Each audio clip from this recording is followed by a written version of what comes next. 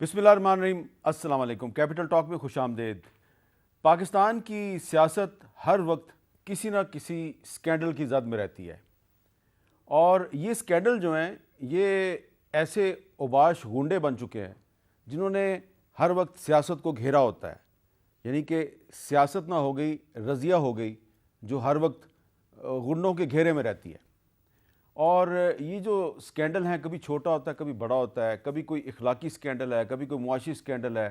اب ایک نئی قسم سامنے آئی ہے اور وہ ہیں آڈیو سکینڈل، یعنی کہ آڈیو لیک ہوتی ہے اور اس کا بھی ایک سکینڈل بن جاتا ہے۔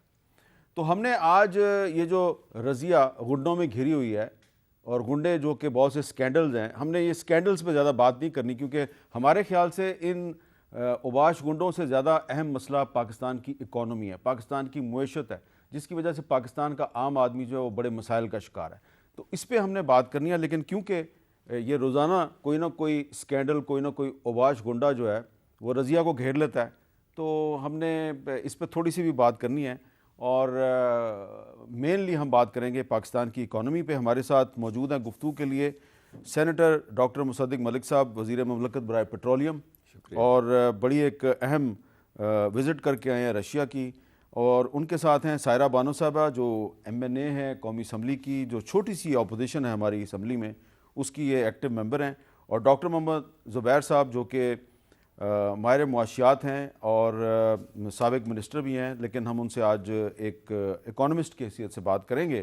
لیکن اس سے پہلے میں جس سکینڈل کی طرف اشارہ کر رہا ہوں آپ کو پتہ چل ہی گیا ہوگا، تھوڑا سا اس کا بھی ذکر ضروری ہے۔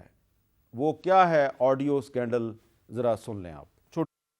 ہیلو، السلام علیکم جی۔ جی وعلیکم السلام، کیسے ہیں آپ؟ میں ٹھیک ہوں مرشد، آپ کیسی ہیں؟ اللہ کا شکر، الحمدللہ۔ خان صاحب کی کچھ گھڑیاں ہیں، انہوں نے کہا ہے کہ آپ کو بھیج دیں، آپ کو بھیج دوں، وہ آپ کہیں ان کو بیچ وغیرہ دیں، کیونکہ ان کی یوز کی نہیں ہے، تو وہ جی چاہتے ہیں وہ آپ کہیں کر دیں۔ ضرور مرشد، میں کر دوں گا جی۔ اچھا اب یہ زلفی بخاری صاحب اور بشرا بی بی کی مبینہ گفتگو ہے۔ مبینہ گفتگو میں اس لیے کہہ رہا ہوں کہ زلفی بخاری صاحب اس سے انکار کر رہے ہیں، اور انہوں نے کہا ہے کہ یہ آڈیو جو ہے اس کا فورینزک کروایا جائے، اور فورینزک کے پیسے میں اپنی جیب سے دوں گا، یعنی کہ وہ اس سے انکار کر رہے ہیں۔ وہ کہہ رہے ہیں یہ میری آڈیو ہے ہی نہیں ہے۔ تو اگر یہ ان کی آڈیو نہیں ہے تو پھر ظاہری بات ہے یہ تو پھر ایک سکینڈل سے بھی بڑا سکینڈل ہے کہ کون جو ہے وہ اس طرح کی ویڈیو بناتا ہے۔ تو ڈاکٹر مصدق ملک صاحب کچھ آپ کہیں گے؟ یہ گھڑی کا افسانہ ختم ہی نہیں ہو رہا۔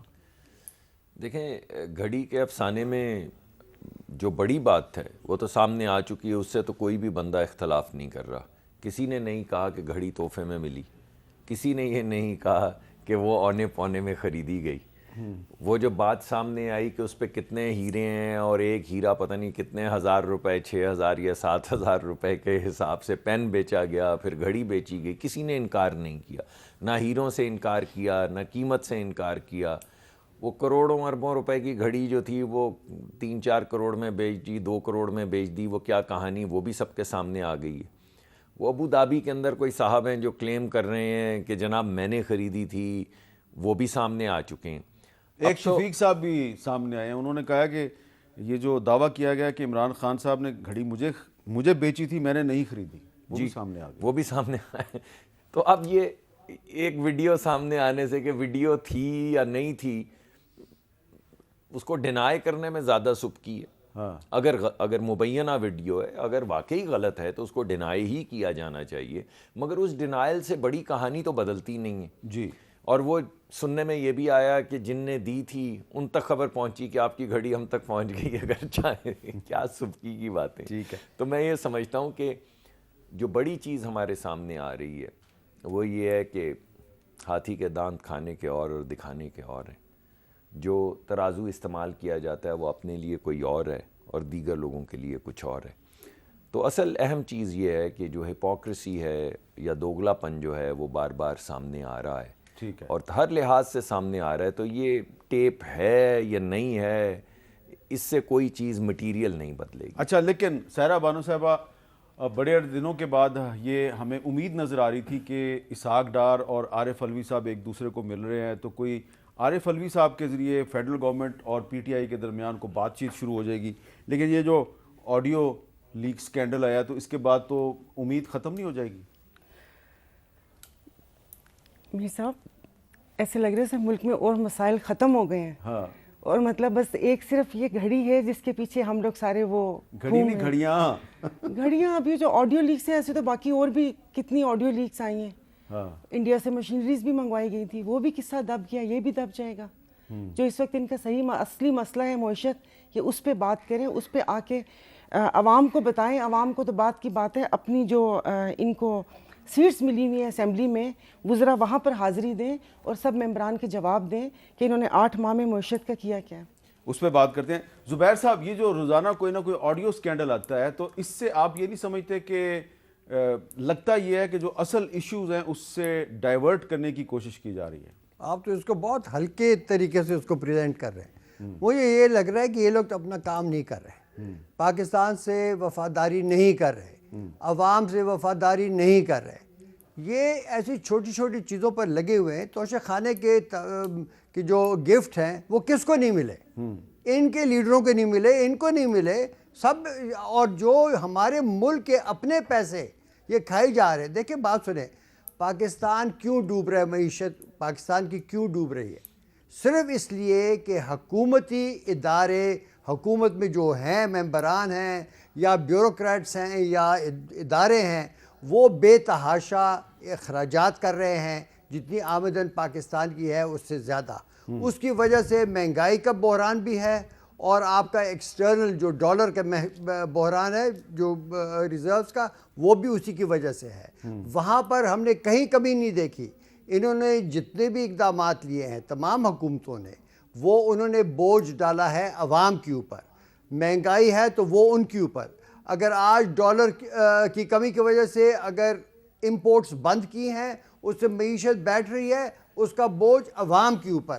آپ مجھے یہ دکھائیے، دیکھیں دیوالا میرا اور آپ کا نہیں نکل رہا حامد، نہ ہی پرائیویٹ سیکٹر میں کسی کا نکل رہا ہے. دیوالا نکل رہا ہے حکومت پاکستان کا، جس میں تمام 5 حکومتیں ہیں اور تمام ادارے ہیں. آپ نے ان میں ان کی اخراجات میں کوئی کمی دیکھی ہے؟ یہ بات آپ تسلسل سے کر رہے ہیں. یہ میں وہی کر رہا ہوں. دیکھیں بات سنیں، اس کا آئی ایم ایف بھی یہی کہہ رہی ہے. ہاں دیکھیں بات سنیں، یہ جو میکرو اکنامکس کے جو اس کا جو حل ہے نا، وہ یہ نہیں ہے کہ ہم کہہ رہے ہیں آج ہم جا رہے ہیں سعودی عربیہ $3 ارب لینے کے لیے، کہیں اور جا رہے ہیں 7 ارب آئی ایم ایف سے لینے کے لیے. آخر یہ بھی نکل جائیں گے. دیکھیں یہاں پر ان کے جو وہ ہے نا، ان کی جو پاکستان کی حکومتی ریسورسز ہیں، اس میں ایک بہت بڑا غار ہے، سوراخ ہے، جہاں سے سب چیزیں بہہ کر نکل رہی ہیں. کل کو آپ دیکھ لیں، ابھی جو بھی آپ کے ڈونرز ہیں وہ آپ کہہ رہے ہیں کہ ہم آپ کو پیسے نہیں دیں گے، ہمیں اپنے اچھے اثاثے بیچو. کل کو وہ کہیں گے گوادر بیچو، اگلے دن وہ کہیں گے اپنے نیوکلیئر ویپنز بیچو. یہ سب کچھ آپ بیچ کر بھی حامد میں بتا دوں آپ کو، آپ کے ملک کی حالت تبدیل نہیں ہوگی. چلے خیر، نیوکلیئر ویپن تو نہ بیچنے کا سوال ہے، نہ اس پہ کوئی بات ہوگی، لیکن میں اس کو ذرا ریپ اپ کر دوں. وہ جو میں نے ایک چھوٹا سا اوباش گنڈوں کا ذکر، تو یہ زلفی بخاری صاحب نے اس سے انکار کر دیا. وہ کہہ رہے ہیں یہ میری آڈیو نہیں ہے. لیکن کیونکہ آج کل ایک اور بھی کیس چل رہا ہے، سپریم کورٹ میں بھی کیس چل رہا ہے ارشد شریف کے مرڈر کا، اور اس میں جو فیکٹ فائنڈنگ کمیٹی کی جو رپورٹ ہے، اس رپورٹ کا جو پیج نمبر 77 ہے، اس کے مطابق کینیا میں جو ارشد شریف صاحب کا جو سامان ملا ہے، ایک USB ملی ہے، تو اس میں سے جو کچھ میٹیریل ہے جو ارشد شریف صاحب انویسٹیگیشن کر رہے تھے زلفی بخاری صاحب کے بارے میں اور ان کے اثاثوں کے بارے میں. اور اس کی بھی ایک بیک گراؤنڈ ہے، میں آپ کو بتانا چاہتا ہوں. اس سے پہلے کہ میں مصدق ملک صاحب سے اکانومی پہ سوال کروں کہ ارشد شریف صاحب جو ہیں وہ جب پاکستان میں تھے تو انہوں نے بہت سے شو کیے زلفی بخاری صاحب کے بارے میں. زلفی بخاری کی کہانی ارشد شریف کی زبانی، لیکن ڈیٹیل میں نہیں جاتے. صرف اتنا کہنا ہے کہ اگر زلفی بخاری صاحب اپنا موقف دینا چاہتے ہیں تو یہ فورم حاضر ہے. لیکن اب مصدق ملک صاحب، ایک اور بھی دوست ہیں ہمارے، ان کا نام ہے حماد اظہر صاحب، وہ ویسی ہی باتیں کرتے ہیں جیسے ڈاکٹر زبیر صاحب کرتے ہیں. ذرا سنیں وہ کیا کہہ رہے ہیں. ایک طرح کا ڈیفالٹ ملک کے اندر ہو چکا ہے. آپ کے پرائیویٹ سیکٹر بزنس کو آج ڈالر فراہم نہیں ہے اپنے را مٹیریل منگانے کے لیے، اپنے سپیئر پارٹس منگانے کے لیے. اوپن مارکیٹ کے اندر بھی ڈالرز اب موجود نہیں ہیں. تو ڈیفالٹ کی اور دیوالیہ پن کی جو ایک اقسام ہے ان میں سے ایک قسم تو ہم پوری کر چکے ہیں, تو کیا دوسری قسم پہ بھی اب ہم جانا چاہتے ہیں؟ یہ معیشت 6 مہینے نہیں چلنے والی, یہ حالات اور بگڑنے والے ہیں. مصدق ملک صاحب, یہ درست ہے کہ یہ معیشت 6 مہینے نہیں چلے گی؟ نہیں, انشاءاللہ ضرور چلے گی جی. اس میں کوئی شک نہیں ہے کہ مشکل وقت ہے اس وقت اور ہمیں اس مشکل وقت سے گزرنا ہوگا. یہ جو تھوڑی سی سختی کی گئی ہے امپورٹس پہ, وہ بھی اسی وجہ سے کی گئی ہے کہ ہماری امپورٹس بہت زیادہ ہیں اور ہماری ایکسپورٹس اور جو باہر سے ہمارا زر مبادلہ آتا ہے وہ اتنا زیادہ نہیں ہے کہ ان امپورٹس کے لیے پیمنٹ کر سکے. اس وجہ سے تھوڑی سختی کی گئی ہے جو وقتی طور پہ ہے, اور اس کے بعد اس کو کھول دیا جائے گا. زبیر صاحب کی بات کسی حد تک ٹھیک ہے کہ اس سے سختی کرنے سے نقصان ہوتا ہے, مگر سختی نہ کرنے سے جو نقصان تھا وہ زیادہ بڑا تھا. اس وجہ سے اپنی جتنی چادر ہے اس کے مطابق پیر پھیلانے کا وہ جو منطق ہے, جس کو زبیر صاحب بھی کہہ رہے ہیں کہ خرچے گھٹائیں, امپورٹ گھٹائیں, ان چیزوں کو مد نظر رکھتے ہوئے امپورٹ پہ تھوڑی سختی کی گئی ہے. اس کی ایک وجہ یہ بھی ہے کہ بین الاقوامی سطح کے اوپر بہت زیادہ انفلیشن یا مہنگائی ہونے کی وجہ سے جو دیگر ممالک سے امپورٹس تھیں, ہمارے ہاں کپڑا ہی زیادہ جاتا ہے یا ٹیکسٹائل سے ریلیٹڈ چیزیں جاتی ہیں 17-18 ارب ڈالر کی, تو ان کے اندر بھی ان آرڈرز کے اندر بھی تھوڑی سی ڈیمپننگ, تھوڑی سی کمی آئی ہوئی ہے. تو ان تمام چیزوں کو مد نظر رکھتے ہوئے معیشت کو صحیح طریقے سے ایک رسپانسبل طریقے سے چلانے کے لیے تھوڑی سی سختی کی گئی ہے, جس کا ذکر بھائی کر رہے ہیں. اور تھوڑے انٹرسٹ ریٹ بھی بڑھائے ہیں اکانومی, تاکہ اتنی زیادہ ہیٹ اپ نہیں ہو جائے جس سے امپورٹ کا زور جو ہے وہ تھوڑا زیادہ بڑھے. تو یہ تمام چیزیں سختی کی علامت ہیں, اور میں یہ ریکگنائز کرتا ہوں کہ اس وقت مشکل وقت ہے, لیکن کوئی ایسا پینک نہیں. اب سے ایک ہفتہ پہلے تک یہ کہا جا رہا تھا کہ جو پیمنٹ آ رہی ہے یہ پاکستان نہیں کر پائے گا, اور میں روز ٹویٹس بھی دیکھتا تھا, کچھ خبریں بھی دیکھتا تھا کہ پاکستان تو اب بینکرپٹ ہو. میں سمجھتا ہوں حق ہے ہر بندے کا تنقید کرنے کا, مگر تنقید امپیریکل ہو تو اچھی ہے, جیسے زبیر صاحب کرتے ہیں, بڑی اچھی تنقید کرتے ہیں, اور اس سے پھر کوئی کنسٹرکٹیو ایلیمنٹ بھی باہر نکلتا ہے. مگر جب آپ بالکل ڈوم اینڈ گلوم سینیریو کھینچیں تو اس سے مارکیٹ کا اعتماد لوکلی بھی ختم ہوتا ہے, اور بین الاقوامی سطح پہ بھی. اگر پاکستانی جان ہاپکنز یونیورسٹی ہے امریکہ کی, اس کے پروفیسر ہیں, انہوں نے کہا ہے Pakistan ranks the 18th place in this week's inflation round up, اور on December 1st I accurately measured Pakistan's inflation at stunning 38%, almost 1.6% the official inflation rate of 23%. یعنی کہ وہ کہہ رہے ہیں کہ اس وقت پاکستان میں تاریخ کی بلند ترین ہائیسٹ انفلیشن ہے. یہ پاکستان کی کسی حد تک جو مہنگائی کی شرح ہے اس کا تعلق بین الاقوامی سطح پہ جو تیل کی قیمتوں میں بہت زیادہ بڑھت آ گئی تھی, کسی حد تک اس کا ہاتھ ہے, کیونکہ روس کی اور یوکرین کی جو جنگ ہوئی اس کے بعد یورپ نے تیل بھی خریدا, LNG بھی بین الاقوامی سطح پہ خریدی, جس سے LNG کی قیمت, تیل کی قیمت میں بہت زیادہ اضافہ ہوا. تو آپ ابھی روس گئے تھے, تو روس پاکستان کو تیل بیچے گا؟ جی, ہماری تو ابھی جو ان سے گفتگو ہوئی ہے وہ یہی ہے کہ خام تیل بیچے گا پاکستان کو انشاءاللہ. ان کے وزیر آ رہے ہیں, ایک مہینے بھر میں آئیں گے, جنوری کے دوسرے ہفتے میں وہ تشریف لائیں گے, یہ ان سے بات ہوئی ہے. اس دوران میں دونوں ٹیمز جو ہیں وہ بیٹھ کے تمام طریقہ کار جو ہیں وہ طے کیے جائیں گے. کروڈ آئل جی 3 چیزیں ہوں گی. ہم تیل بھی خریدیں گے ان سے, خام تیل خریدیں گے, کروڈ آئل, جس سے پاکستان کی جو ریفائنریز ہیں ان میں ڈیزل اور پیٹرول بنے گا. اس کے لیے انہوں نے لائٹ کروڈ کا ہمیں عندیہ دیا ہے کہ وہ ہمیں لائٹ کروڈ دیں گے, کیونکہ پاکستانی کی جو ریفائنریز ہیں وہ بھاری جو خام تیل ہے وہ نہیں استعمال کر پاتی, اور ان کے پاس بہت زیادہ لائٹ کروڈ نہیں ہوتا, مگر اس کے باوجود انہوں نے ہمیں کہا ہے کہ وہ ہمیں لائٹ کروڈ دیں گے. ان کے پاس 8 قسم کے یا 9 اقسام کے کروڈز ہوتے ہیں, اس میں سے 2 اقسام کے کروڈ لائٹ ہیں, تو اس میں سے دیں گے. اس کے علاوہ ڈیزل دیں گے ہمیں, اور ہمیں پیٹرول دیں گے, گیسولین جو ہم گاڑیوں میں ڈالتے ہیں. تو یہ 3 چیزیں ہیں جو دیں گے. ہم نے ان سے LNG کا بھی کہا, LNG ان کے پاس سرکار کے پاس نہیں تھی, تو انہوں نے ہمیں پرائیویٹ کمپنی سے ملایا, جو روسی پرائیویٹ کمپنیاں تھیں, کہ یہ ان کمپنیوں کے پاس LNG ہے, آپ ان سے بات کر لیں. ہماری کوشش یہ ہے کہ ہم زیادہ تر ایگریمنٹس اب G2G کریں, تاکہ لانگ ٹرم ایگریمنٹس ہوں, اس سے اسٹیبلٹی آ جائے انرجی مارکیٹ میں. تو یہ جو بڑھتی ہوئی قیمت ہے، چاہے ہمارے بڑے اچھے قطر سے جو تعلقات ہیں اور وہاں سے ہم چیزیں لے رہے ہیں، سعودی عرب سے ہمیں بہت بڑی رعایت کے ساتھ تیل بھی ملتا ہے اور لیکن یہ سپورٹ حماد بھی اظہر ملتی صاحب ہے۔ کہتے ہیں کہ روس سے تیل خریدنے کے معاملے میں مسلط شدہ حکومت نے عجیب نالائکی دکھائی، جب عالمی منڈی میں تیل مہنگا تھا تب نہیں خریدا اور لوگوں کو مہنگائی کے عذاب سے گزارا، ڈالر بھی ضائع کیے، اب جب تیل سستا ہو گیا اور معیشت تباہ ہو گئی تو نالائکوں کا ٹبر روس پہنچ گیا تیل لینے۔ کون احمق ہیں یہ لوگ؟ یہ ذرا نوازی دوست ہیں میرے حماد صاحب، میں ان کو شکریہ ہی ادا کر سکتا ہوں، ایسی بات پہ میں کیا اس کا جواب دوں۔ دیکھیں آپ کو یاد ہوگا کہ عمران خان صاحب نے کہا تھا کہ ہمیں 40%، 30، پتہ نہیں نہ جانے کیا کیا کہتے رہے۔ تو زیادہ تر جب ملک کے سربراہان آپس میں بات کرتے ہیں تو ان کی ہر گفتگو منٹ ہوتی ہے، کوئی منٹ نہیں ہے کہ ایسی کوئی گفتگو ہوئی ہو، کوئی non binding M O U نہیں ہے۔ اس چیز کو چھوڑے، یہ بتائیں کہ نہیں، میں آپ کو ایک سر سیکنڈ، وہ آپ بتا چکے ہیں نا، چلے میں ایک سیکنڈ میں ریپ اپ کر دیتا ہوں۔ میں یہ اس وجہ سے کہہ رہا ہوں کہ پہلے ہمارا کافی وقت اس میں ضائع ہوا، اس بات میں ہم خط لکھتے رہے، یہاں پہ سفیر سے بات کرتے رہے، وہاں پہ ہمارے سفیر ان کی توانائی کی وزارت میں جاتے رہے کہ وہ آپ کی بات ہوئی تھی تو اس کو آگے بڑھائیں۔ پھر جب ہمیں پتہ چل گیا کہ کوئی بات نہیں ہوئی تو پھر نئے سرے سے یہاں پہ سفیر کے ساتھ ہم نے بات شروع کی، اس میں ہمارے 3-4 مہینے لگے، لیکن انشاءاللہ ہم صحیح جا رہے ہیں اور وقت سے چیزیں جو ہیں سائرہ بانو کرنے کی صاحبہ، کوشش کریں۔ اب آپ کو ان کی کوئی بات اچھی لگی؟ جھوٹ کو دیکھو کتنا میٹھا بولتا آپ کے خیال میں یہ جھوٹ ہے؟ ہے، سچ کو بولنے کی تمیز ہی نہیں۔ کیا اس زبان کا میں کیا آپ کے پروگرام میں شاعرانہ بات کر رہی ہے۔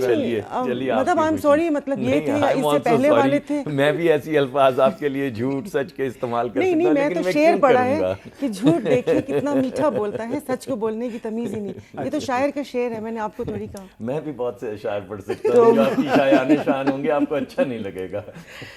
تو نہیں صاحب، مجھے کسی بات پہ یقین نہیں ہے کہ جو یہ بات ابھی کر رہے ہیں یا وہ جیسے زبیر صاحب نے کہا، تو جیسے ابھی یہ بات کر رہے ہیں کہ سختی کریں گے، بس سختی اپنے آپ پہ کیوں نہیں کر رہے؟ اپنا تام جھام کیوں نہیں ختم کر رہے؟ آپ نے کوئی ان کی، سوری اب کیا لفظ استعمال کروں، پھر وہ کہیں گے کہ آپ کی شایان شان استعمال کر لوں گا، کہ عیاشیوں میں کبھی آ نہیں رہے۔ آپ وزراء کی فوج دیکھ لیں، آپ اسپیشل ایڈوائزرز کی فوج دیکھ لیں، اب تو کوئی بھی نہیں رہ گیا، 5-6 لوگ رہ گئے جن کے پاس کوئی پورٹ فولیو نہ ہوگا، کیونکہ اب میرے خیال میں اب یہ وزیر کھیل، وزیر کود، ایسے کر کے 4-5 لوگوں کو اور بھی وزیر کھیل علیحدہ ہوگا، وزیر کود علیحدہ ہوگا۔ تو جیسے وہ ابھی ایک کلپ بھی چاہ رہا تھا کہ وزیر پیٹرولیم، وزیر CNG، وزیر ڈیزل، ایسے کر کے ہوں گے۔ تو اپنا کچھ کم کر نہیں رہے، سارا بوجھ عوام پہ۔ یہ جو آپ پیٹرول اور کروڈ آئل اور اس چیز کی بات کر رہے ہیں، میں عوام کی بات کر رہی ہوں۔ میرے حلقے میں 50 روپے دے کے چنچی پہ بیٹھنے، اس کو کیا لگے پیٹرول اپنی یہ V8 اور بڑی بڑی گاڑیوں کے لیے یہ پیٹرول منگوا رہے ہیں، اور جو یہاں پر ہزاروں لیٹر فری پیٹرول بیوروکریسی، وزراء کو، MNA MPS جو بھی اسٹینڈنگ کمیٹی یا جو بھی ہے، ان کے لیے پیٹرول منگوا رہے ہیں۔ باقی یہ ڈالرز کی بات جب آتی ہے، آپ ریکارڈ اٹھا کر دیکھ لیں کہ یہ پہلے بھی کتنے گئے اور اب بھی کتنے دورے ہوتے ہیں۔ میرے خیال میں انہوں نے گلوب رکھا ہوا ہے، آنکھیں بند کر کے جہاں ان کا ہاتھ آتا ہے یہ وہاں پر اپنا وزٹ کر لیتے ہیں، اور اس سے پہلے جانے سے پہلے انویلپ ملتا ہے ڈالرز کا، ڈیز یا آرز کے حساب سے۔ جی لفافے ملتے ہیں، $500-700 ملتا ہے وہاں پر آپ کو، جو ایک TADA جس کو، نہیں سوری، تو وہ ڈالر مطلب جب ملکی اتنی، تو آپ اپنے پہ سختی کریں نا تھوڑی سی، آپ اپنے یہ دورے بند کریں، کوئی ایک دورہ مجھے وزٹ بتا دیں۔ اگر یہ روس نہ جاتے تو پھر بات چیت کیسے ہوتی؟ نہیں، میں ان کے دوروں کی بات نہیں کر رہی، میں ڈیلیگیشنز کی بات کر رہی ہوں۔ ان ڈیلیگیشنز کا آپ بتا دیں کہ کون سی فروٹفل وہاں پر جا کر کنورسیشن ہوتی ہے۔ MNAs اور سینیٹرز جا رہے ہیں نا؟ جی سب جا رہے ہیں، کون سی، میں بول تو رہی ہوں کہ دنیا کا نقشہ سامنے رکھا ہوا اور اس پر جا رہے ہیں، اور یہ ڈالرز اور جانا وہاں پر رہنا، یہ بوجھ نہیں ہے۔ اس کا بوجھ مطلب ہم کیوں ادا کریں یا غریب عوام کیوں ادا کریں؟ باقی یہاں کے روز کہانی وہ کہہ رہے ہیں۔ اچھا، ویسے آپ کو یہ تو پتہ ہی ہے نا کہ قومی اسمبلی کی اپوزیشن تو بہت چھوٹی ہے، لیکن جو سینٹ کی اپوزیشن ہے وہ بہت بڑی ہے، تو وہاں کی جو اپوزیشن ہے وہ ان دوروں میں وہ بھی شامل ہوتی ہے۔ جی سب شامل ہیں، سب اس طرح، وہ آئیں گے تو وہ بھی ایسی بات کریں گے، یہ آ رہے ہیں تو یہ ایسی بات کریں، لیکن بات اگر نہیں ہوتی تو صرف عوام کی نہیں ہوتی، کیونکہ مجھے اس تیل کی پرائز، ڈالر، یہ وہ، اس سے میرا کوئی لینا دینا نہیں ہے۔ یہ عوام کو صحت کی، تعلیم کی، روزمرہ زندگی کی چیزیں مل رہی ہیں۔ اچھا، اب ایک بڑا اہم سوال یہ ہے کہ انٹرنیشنل مارکیٹ میں تیل سستا ہو گیا ہے، لیکن پاکستان میں سستا کیوں نہیں ہو رہا؟ اس پہ ڈاکٹر زبیر صاحب سے بات کرتے ہیں ایک بریک کے بعد۔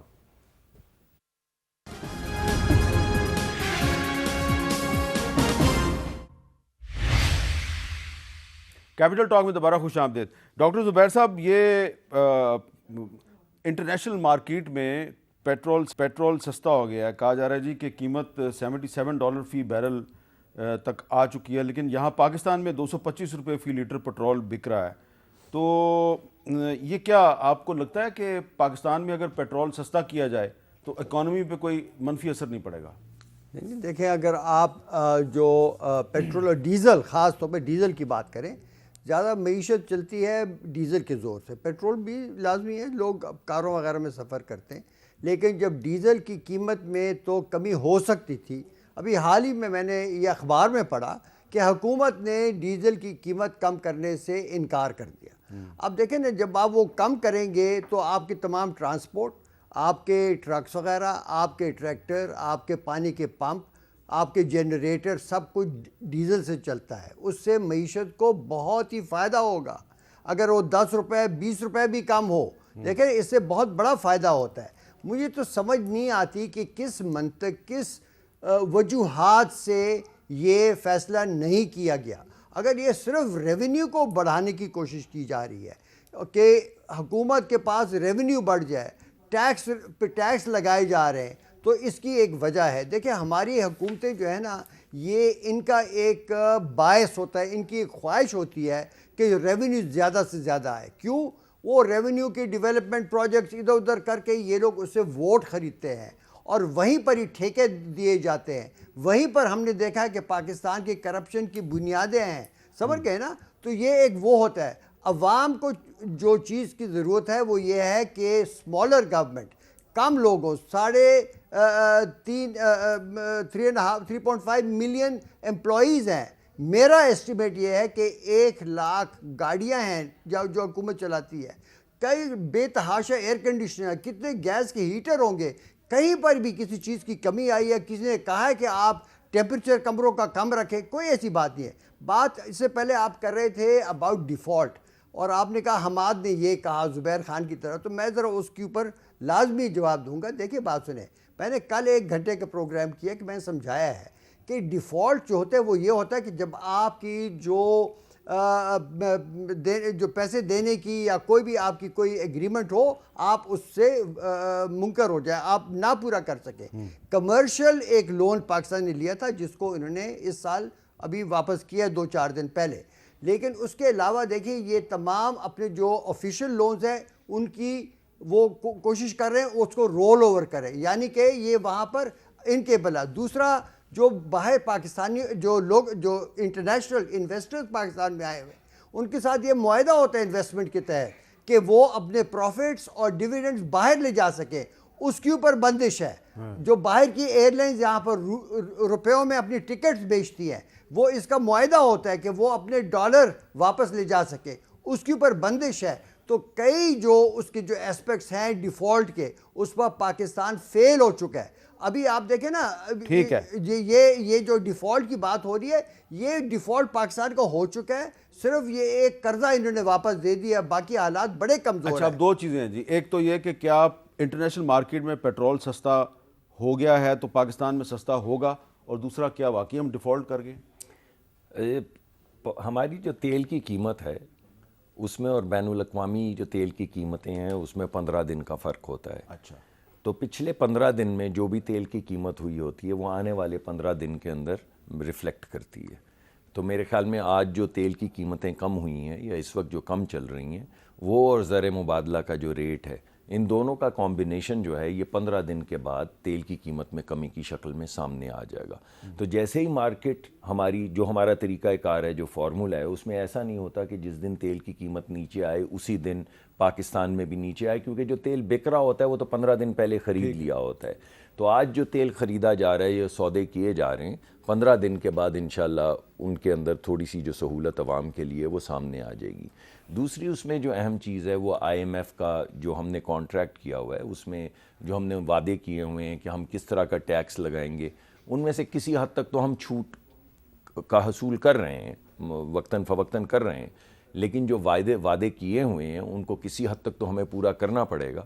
تو دوسری وہ ایک ہمارے راستے میں قباحت آتی ہے. لیکن جب تیل کی قیمت ریڈیکلی نیچے آئے تو اس کی سہولت ڈائریکٹ عوام تک پہنچتی 15 دن کے گیپ کے بعد.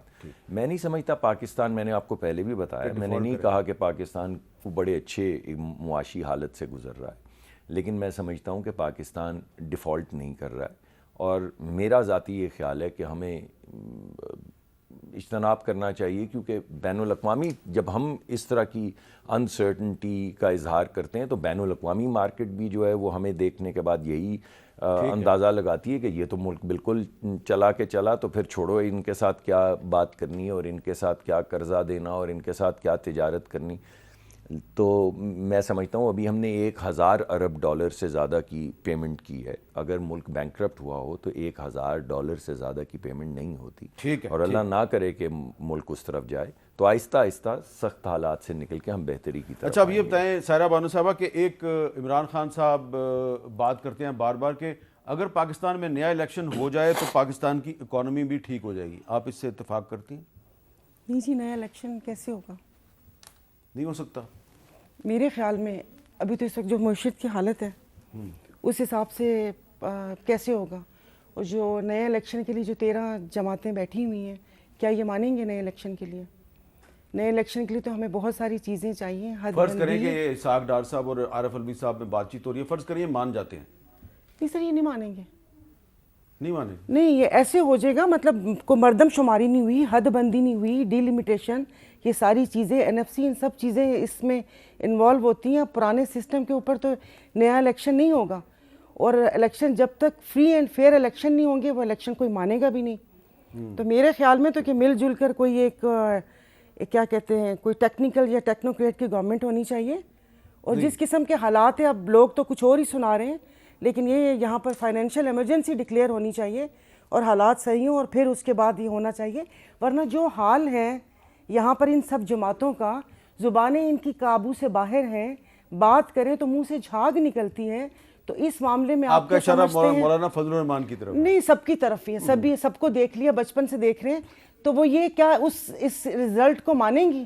پھر اس کے بعد یہی ہوگا, مطلب ان کو تو اقتدار کی جنگ ہے, کرسی کی جنگ ہے, تو بھگتے گی عوام. اب یہ اگر قرضہ لیے جا رہے ہیں تو مطلب میں بھی عوام ہوں, میں نے تو نہیں کہا میرے لیے تو نہ لیں. اب اپنے تام جھام کے لیے لینا تو لے لیں, اپنی ضروریات پوری کرنے کے لیے مجھے نہیں چاہیے. لیکن یہ جو آپ کہہ رہی ہیں کہ الیکشن نہیں ہو سکتا, نہیں سر, نہیں ہوں گے, مطلب جو ہمارا مطلب وہ ہے 13 جماعتی اتحاد ہے, اس کے موقف کی تائید کر رہی ہیں آپ؟ نہیں, ان کے نہیں, وہ اپنے حساب سے کہہ رہے ہیں کہ ہم اپنے ٹائم پر الیکشن کریں گے. میں کہہ رہی ہوں ٹائم پر بھی ہوتا نظر نہیں آ رہا, یہ نہیں ہوگا الیکشن. یہ الیکشن نہیں ہوگا, یہ اکتوبر 2023 میں بھی نہیں ہوگا. سر یہ جو حالات چل رہے ہیں ملکی معیشت کے, اس کے اوپر مطلب میرا نہیں خیال بنتا کہ یہاں پر آپ مجھے بتائیں کہ مردم شماری ہو گئی, حد بندی ہو گئی, تو یہ اگست تک ہو جائے گا نا سب کچھ, یہ اگست تک سب کچھ ہو جائے گا. سندھ کی حالت دیکھ لیں, ابھی تک سروے کے پیپر لے کے گھوم رہے ہیں, سروے نہیں ہوا ہوا, پورا سندھ ڈوبا ہوا ہے وہاں پر. اور بلدیاتی الیکشن آپ کے علاقے میں بھی ابھی تک پانی کھڑا ہے؟ جی ابھی تک پانی کھڑا ہوا ہے. بلدیاتی الیکشن میں اختیارات نچلی سطح تک گورنمنٹ دینے کو تیار نہیں ہے, اور 17 گریڈ کا افسر 20 گریڈ کی عہدے سنبھال کے بیٹھا ہوا ہے. ان سارے اس میں یہ سب الیکشن ہوگا. یہ بات تو آپ صحیح کر رہی ہیں نا, آپ ہر وقت ہر کسی کو خوش نہیں کر رہی. اس وقت جو آپ بات کر رہی ہیں, اس وقت اس بات سے تو فیڈرل گورنمنٹ خوش ہو رہی ہوگی, لیکن اس سے پہلے جو آپ نے بات کی اس سے فیڈرل گورنمنٹ بڑی ناراض ہوگی. ایک وقفہ لیتے ہیں, وقفے کے بعد زبیر صاحب سے بات کرتے ہیں.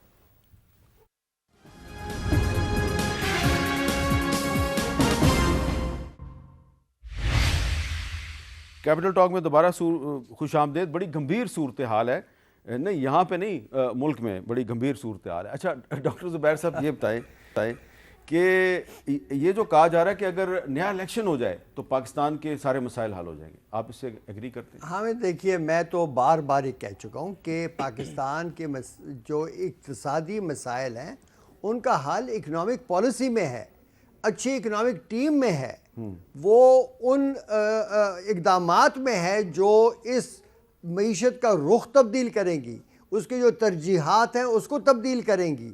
اگر کسی پارٹی نے اپنے منشور میں یا اپنے اس وقت اکنامک ٹیم بنا کر ان چیزوں کی وضاحت کی ہے تو ہاں پلان چاہیے, پلان دو ہمیں. نہیں ابھی تو پہلے سے دیا ہو تو میں ماننے کو تیار ہوں کہ الیکشن کے بعد وہ اگر آئے جن کے ساتھ میرا اتفاق ہو یا وہ مجھے لگائیں, میں کہوں گا ہاں معیشت تبدیل ہو جائے گی. جب تک وہ چیزیں سامنے نہیں آتی یا پارٹی ہم نے دیکھ لی ہے نا کہ آپ نے فیبرری میں حکومت تبدیل کی مارچ میں، کیا ہوا؟ وہیں سے وہیں نہیں تو ہم نے چلتی دیکھا نا کہ عمران خان نے اپنے 3.5 سال کی حکومت کے دور میں 4 وزیر خزانہ تبدیل کیے، اس نے 6 سیکٹری فائنانس تبدیل کیے، بالکل اس نے 7 چیئرمین FBR تبدیل کیے، تو اس نے وہی میں دیکھیں حامد، آپ یہ جو بات ہے اس کو میں آگے لے کے چلتا ہوں. ابھی انہوں نے بھی یہ سب چیزیں ٹرائی کر لی نا، اب ان میں سے ایک ہی ماہر معاشیات جو رہ گیا ہے وہ ڈاکٹر زبیر خان. آپ مجھے باری دیں، دیکھیں بات سنیں، ایجوکیشن اور جو ٹریننگ ہے نا اسٹیبلائزیشن پالیسیز کی، ان میں سے کسی ان کو سمجھ ہی نہیں ہے یہ جانور کون سا ہے، اس کو نپٹنا کیسے ہے. جانور تو آپ جب کہو گے کہ بھئی ہاں اس کو لگا رہے ہیں، میں کہوں گا ہاں پھر معیشت بہتر. اچھا اب میں نے ایک چیز رہ جائے گی میری، ٹائم میرے پاس کم ہے. ملک صاحب تھوڑا سا آپ کو بھی تو تنگ کرنا نا، میں نے جی ضرور، اجازت ہے؟ جی ضرور، میں آپ سے اجازت لے کے تنگ کرنا چاہتا ہوں آپ کو، ہے گستاخی میں برا نہ. ملک صاحب نے ہمارے ایک شو پہ بات کی تھی، وہ آج میں ان کو سنوانا چاہتا ہوں. عمران خان صاحب اگر واقعی سیریس ہیں اس تمام گفتگو میں جو فرما رہے ہیں، تو پنجاب اور KP دونوں ان کے پاس ہیں. آج ریزائن دیں، کل دوسرا دن. اگر پورا پنجاب ریزائن دے دے، پنجاب کی اسمبلیاں تحلیل کر دی جائیں اور KP کی اسمبلیاں تحلیل کر دی جائیں، تو خود بخود ہم الیکشن کی طرف چلے جائیں گے. اور بلوچستان میں بھی ان کی کچھ تو پریزنس ہے، تو وہاں سے ریزائن دے دیں، تو خود بخود جو ملک ہے وہ الیکشن میں چلا جائے گا. میں تو آج بھی یہی کہہ رہا ہوں، آج بھی یہی کہہ رہا ہوں. اچھا ابھی کتنے دن ہو گئے پنجاب کے اندر خیبر پختونخوا میں ریزگنیشن آنے تھے، دے دیں گے. تو اگر انہوں نے دے دیے پھر الیکشن آ جائیں گے، کیا مسئلہ ہے اس میں؟ نہیں پھر آپ یہ نہیں ہو کہ صرف 2 اسمبلیوں میں 2 صوبوں میں آپ الیکشن کروائیں، آپ کو پورے پاکستان میں حرج کیا ہے؟ 2 صوبوں سے آپ کو کیا مسئلہ ہے؟ آئین کے مطابق 2 صوبوں میں ہوں، سارے ملک میں ہوں، ریزائن کریں، کل الیکشن میں چلے جائیں گے، کیا مسئلہ ہے؟ یعنی کہ آپ کو الیکشن میں کوئی پرابلم نہیں ہے؟ کوئی پرابلم نہیں ہے. اچھا لیکن آپ کو تو ہے 2 اسمبلیز نہیں. آپ کہہ رہی ہیں کہ الیکشن سے کوئی ہو ہی نہیں سکتا الیکشن، آپ کو تو اگلے سال بھی الیکشن نظر نہیں. حالات دیکھ رہے ہیں نا کون کس طرف ہے، کیا چل رہا ہے، کچھ بھی نہیں چل رہا. ابھی جیسے آپ نے ان سے کوشچن کیا، میں اس کو ایسے تھوڑا سا وہ کروں گی. آپ نے KP کی اور پنجاب کی اسمبلی کی لکھا، تو کاف لیگ چودھری شجاعت اور چودھری وجاہت کی ہے، باقی 2 کی نہیں ہے. اچھا پرویز رائی کی نہیں ہے؟ نہیں وہ ان کی ہے. اچھا دیکھیے نا ابھی تو نہیں چودھری شجاعت کی بات کر رہی ہوں. اور ابھی یہ استعفوں والا معاملہ بھی لٹکا ہوا ہے، وہاں سے ہونا ہے. ابھی آتے ہوئے کہ ٹکٹ پڑی تھی کہ انہوں نے 3-4 ماہ کے لیے رام کر لیے کہ 4 ماہ تک تھوڑے سے معاملات صحیح ہوں گے یا اس طرح. باقی اگر میں آپ کو ایسے بتا رہی ہوں بالکل نیوٹرل ہو کے، بٹ وہ مطلب سے نہیں کہ اگر یہ ہوا تو زرداری صاحب بیٹھے ہوئے وہاں پر، پھر یہی ہوگا کہ وہ 10 کی جو جماعت ہے وہ CM وہی رہیں گے اور اس طرف ہو کے چلنا شروع ہو جائے گا. لیکن میرے خیال میں نہیں تحلیل ہوں گی. اور KP کے نے ویسے بھی بولا ہے کہ پہلے بڑا بھائی استعفیٰ دے گا تو ہم دیں گے. بڑا بھائی دے گا تو ہم دیں گے. مجھے دیجیے اجازت، اللہ حافظ.